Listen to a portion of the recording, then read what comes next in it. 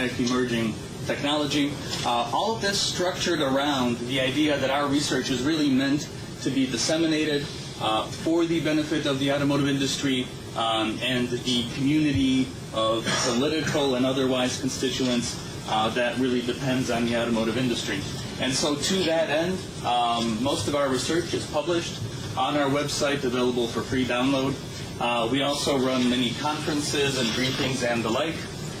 The most well-known of those tends to be our Traverse City Show, which takes place in August of every year. It is, as far as we know, the largest automotive management conference in the world. 5 full days, of which I run just 1 day. But if you are able to join us in August, we would always invite you along. My presentation will start with a bit of a global view and then zero in on the U.S. industry. And therefore, just to get some perspective, we start, really broad. So for purposes of perspective, the market summary. Globally, over time, we sort of got used to this notion of a third, and a third. That the North American market was a third of the world, Western Europe was a third, and Southeast Asia was a third.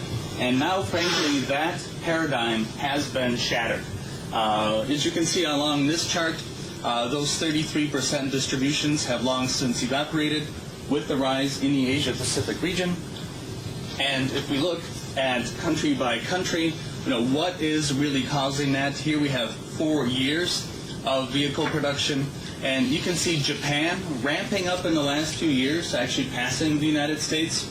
And you'll also see South Korea there with quite an impressive growth. And, growth obviously in other places. China, very impressive. India expanding also. And when put together, these few years of growth on the side of the industry that's in the Asian region, along with the U.S. declines that we've been seeing, that really reduces the role of North America on a global perspective. Looking at this, we have production from 1999 through 2006. And if you look, the red bars along the bottom, that's North America. And when we start in 1999, there's that neat relationship, it's a third.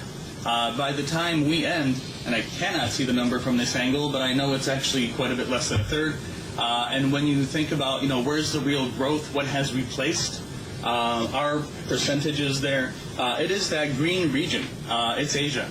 And really responsible for a lot of the global growth, a lot of the new facilities, a lot of the activity that is happening now worldwide.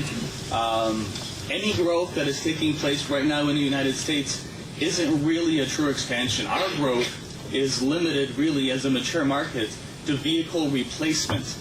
We don't have a situation where we have improving economics, improving demographics that allows people that have never owned a car before to now go ahead and buy one. That is what's taking place in many Asian countries, most notably China and India, and that's really the source of this dynamic growth, is it's really substantiated by undeniable demographics. Is Mexico part of North America? Yes, Mexico included as part of North America. Okay. And again, we start broadly, so in those first charts it was. When we start looking specifically at the United States, then it's just the U.S., no Mexico, and no Canada.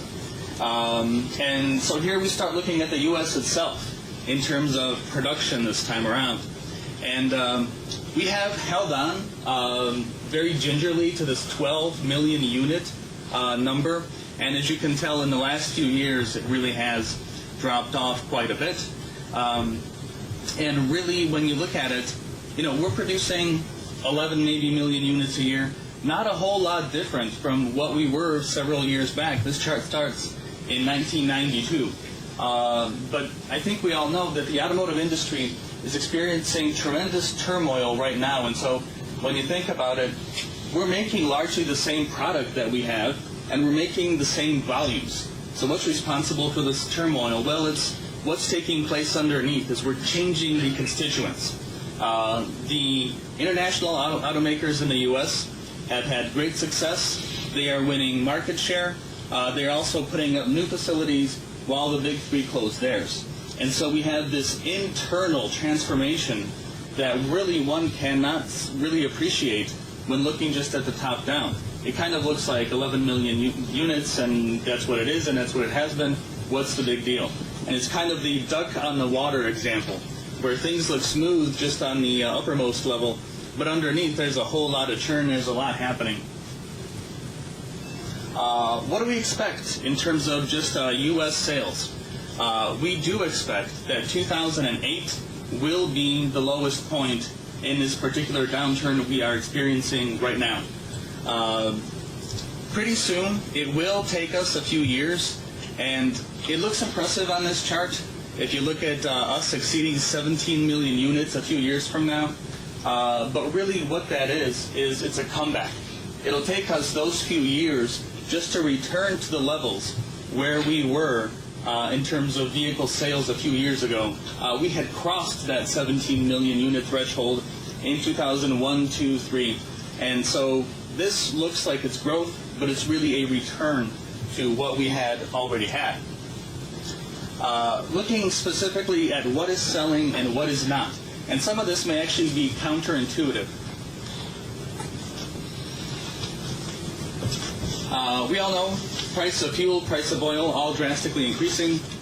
One would really expect that, to produce a tremendous switch of preferences away from light trucks and into small fuel-efficient cars. And when you look at the numbers, at least the way they're traditionally classified, that really doesn't bear out. If you look at the total U.S. market in 2007 compared to 2006, off by 2.5%. And the bigger decline is in that passenger car category. Trucks actually decreased less than cars. And that's kind of unexpected, frankly. And in all honesty, it depends on definition. And I'll show you what I mean in just a second. On an automaker by automaker basis, and this is for the entire corporation. So we're including Lexus with Toyota, and we're including Acura with Honda, and Saab with GM, and Jaguar with Ford, and the like. And so what we see is the first example of a theme that's going to be repeated in many of these slides. We see the international automakers in positive territory, and the big three, or the Detroit three, in the negative, with Ford by far the largest declines, Chrysler doing the best job of hanging on to previous sales levels. These charts take a different look. There are three of them, one for cars, one for trucks, and one for the total market. And what we do in these charts, and these numbers may be a little different than those of you who track the industry have seen, we take away those other divisions. So for example, when we show GM here, this is the traditional portion of GM. We're not including Saabs, we're not including Opels badged as Saturns. We're also not including Daewoo's built in Korea and sold as Chevrolets. These are just your traditional base of the company. And this time we're looking just at cars. So total car sales off 3%, and this is where the real hurt is for the big three, particularly for Ford. Selling 1/4 fewer cars in 2007 than they did in 2006. That's monumental. And it's happening in a market that is favoring fuel-efficient vehicles, and cars tend to be more fuel-efficient than trucks. That is a significant problem for Ford. And there are a few reasons for that. Switching the Taurus, closing the Atlanta facility, rebadging the old 500 as the new Taurus. There's a bit of churn that can explain at least a good chunk of it. But the fact of the matter is, these results are far from satisfactory. Even if some of this decline, and Ford, if they were here, they would say was planned. Some of this is then decreasing sales to rental car fleets, to commercial customers where the margins are very, very thin, and they believe that it erodes a brand's image to be a cheap rental car. So some of this is by design as a consequence of that, and as a consequence of decreasing sales incentives. However, it is not the way to make money in the long run. We take a look at trucks. One thing that may jump out at you right from the get-go, that is that Korean number, an increase of 15.5% from previous levels. On a percentage-wide basis, that's a significant improvement. But if you look at number of units, it's only an increase of about 42,000 units. So it's actually because the 2006 sales were fairly low that 2007 looks great.